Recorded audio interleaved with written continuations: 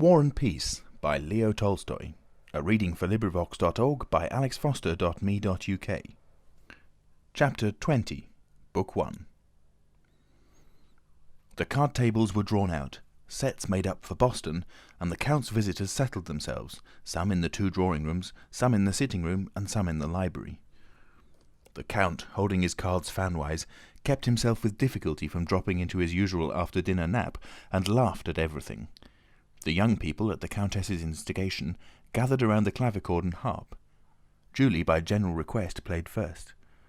After she had played a little air with variations on the harp, she joined with the other young ladies in begging Natásha and Nicholas, who were noted for their musical talent, to sing something. Natásha, who was treated as though she were grown up, was evidently very proud of this, but at the same time felt shy. "What shall we sing?" she said. "The Brook," suggested Nicholas. "Well then, let's be quick. Boris, come here," said Natásha. "But where is Sónya?"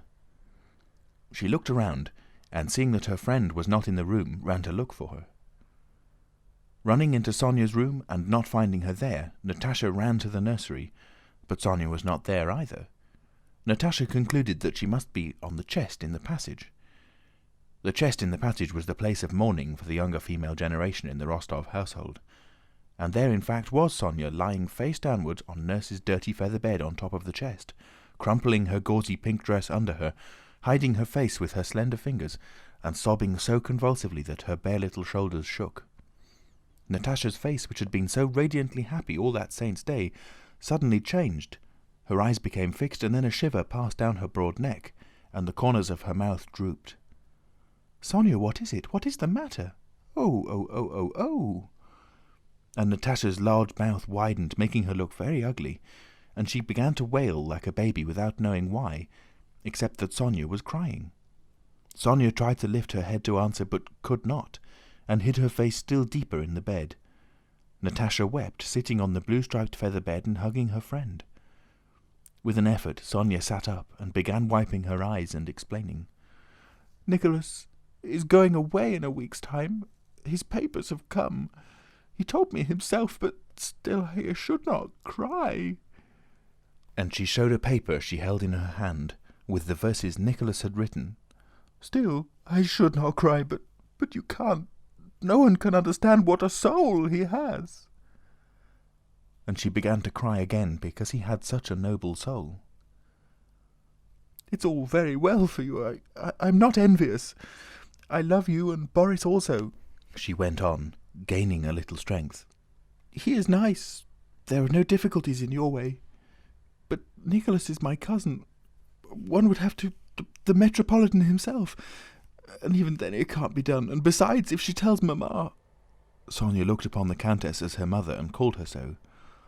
"That I am spoiling Nicholas's career and am heartless and ungrateful, well, truly, God is my witness."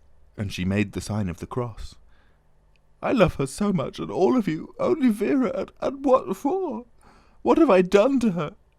I am so grateful to you that I would willingly sacrifice everything, only I have nothing." Sónya could not continue, and again hid her face in her hands and in the feather bed. Natásha began consoling her, but her face showed that she understood all the gravity of her friend's trouble. "Sónya," she suddenly exclaimed, as if she had guessed the true reason of her friend's sorrow, "I'm sure Vera has said something to you since dinner, hasn't she?" "Yes, these verses Nicholas wrote himself, and I copied some others. She found them on my table, and said she'd show them to Mamma, and that I was ungrateful, and that Mamma will never allow him to marry me, but that he'll marry Julie. You see how it's been with her all day. Natásha, what have I done to deserve it?" And again she began to sob, more bitterly than before. Natásha lifted her up, hugged her, and smiling through her tears, began comforting her. "Sónya, don't believe her, darling, don't believe her. Do you remember how we and Nicholas, all three of us, talked in the sitting-room after supper? Why, we settled how everything was to be. I don't quite remember how, but don't you remember that it could all be arranged, and how nice it all was? There's Uncle Shinshin's brother has married his first cousin, and we are only second cousins, you know, and Boris says it's quite possible. You know I have told him all about it, and he is so clever and so good," said Natásha. "Don't you cry, Sónya, dear love, darling Sónya." And she kissed her and laughed. "Véra's spiteful, never mind her. And all will come right, and she won't say anything to Mamma. Nicholas will tell her himself, and he doesn't care at all for Julie." Natásha kissed her on the hair. Sónya sat up. The little kitten brightened, its eyes shone, and it seemed ready to lift its tail, jump down upon its soft paws, and begin playing with the ball of worsted as a kitten should. Do you think so? Really? Truly?" she said, quickly smoothing her frock and hair. "Really, truly," answered Natásha, pushing in a crisp lock that had strayed from under her friend's plaits. Both laughed. "Well, let's go and sing the brook. Come along." "Do you know, that fat Pierre who sat opposite me is so funny," said Natásha, stopping suddenly. "I feel so happy." And she set off at a run along the passage. Sónya, shaking off some down which clung to her, and tucking away the verses in the bosom of her dress close to her bony little chest, ran after Natásha down the passage into the sitting room with flushed face and light, joyous steps. At the visitor's request, the young people sang the quartet, The Brook, with which everyone was delighted. And then Nicholas sang a song he had just learned. "At night time in the moon's fair glow, how sweet, as fancies wander free, to feel that in this world there's one who still is thinking but of thee, that while her fingers touch the harp, wafting sweet music the lea, it is for thee thus swells her heart, sighing its message out to thee. A day or two, then bliss unspoiled, but oh, then I cannot live." He had not finished the last verse before the young people began to get ready to dance in the large hall, and the sound of the feet and the coughing of the musicians were heard from the gallery. Pierre was sitting in the drawing-room where Shinshín had engaged him, as a man recently returned from abroad, in a political conversation in which several others joined, but which bored Pierre.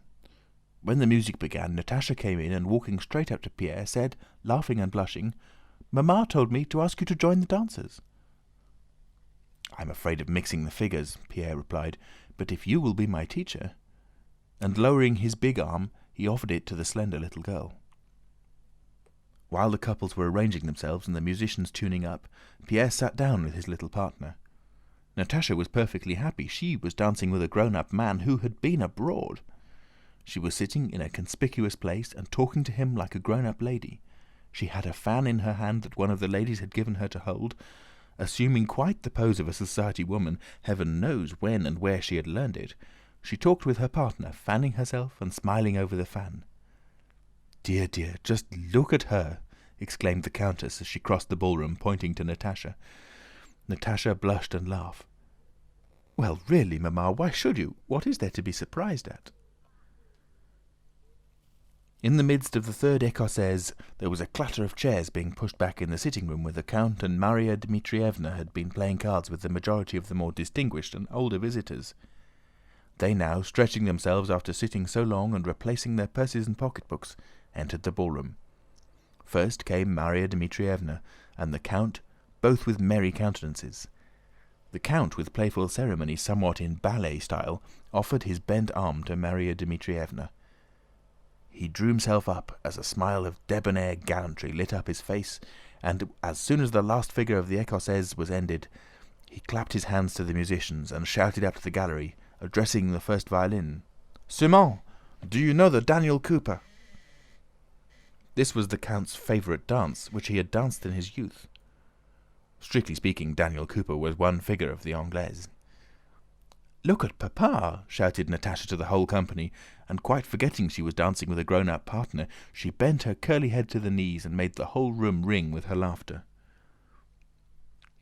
And indeed everyone in the room looked with a smile of pleasure at the jovial old gentleman, who, standing behind his tall, stout partner, Márya Dmítrievna, curved his arms, beat time, straightened his shoulders, turned out his toes, tapped gently with his foot, and by a smile that broadened his round face more and more, prepared the onlookers for what was to follow. As soon as the provocatively gay strains of Daniel Cooper, somewhat resembling those of a merry peasant dance, began to sound, all the doorways of the ballroom were suddenly filled by the domestic serfs, the men on one side and the women on the other, who with beaming faces had come to see their master making merry. "Just look at the master, a regular eagle he is! loudly remarked the nurse as she stood in one of the doorways. The Count danced well and knew it. But his partner could not and did not want to dance well. Her enormous figure stood erect, her powerful arms hanging down. She had handed her reticule to the Countess, and only her stern but handsome face really joined in the dance. What was expressed by the whole of the Count's plump figure in Márya Dmítrievna found expression only in her more and more beaming face and quivering nose.